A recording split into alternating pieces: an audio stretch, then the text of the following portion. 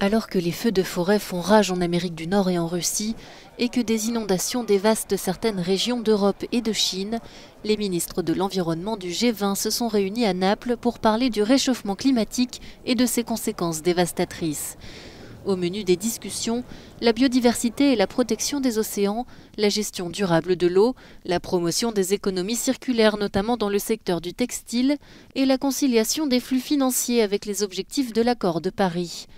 Les ministres doivent également préparer la COP26 qui se tiendra début novembre à Glasgow, un événement présenté par ses organisateurs comme la dernière chance pour le monde de maîtriser le changement climatique. Dans les rues de Naples, des militants ont manifesté pour dénoncer l'hypocrisie des pays du G20, composés des 19 premières puissances économiques mondiales et de l'Union européenne, des pays responsables de 80% de la pollution climatique selon l'ONU. De nombreux pays développés se sont enrichis en exploitant l'environnement.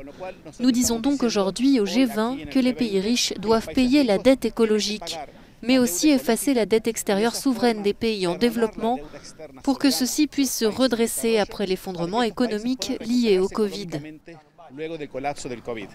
Malgré leur apparente bonne volonté, les pays du G20 sont globalement loin de respecter leurs engagements en matière de climat et les plans de relance post-Covid ne devraient pas arranger la situation. Les émissions mondiales de CO2 devraient ainsi atteindre un niveau record en 2023, selon un rapport de l'Agence internationale de l'énergie.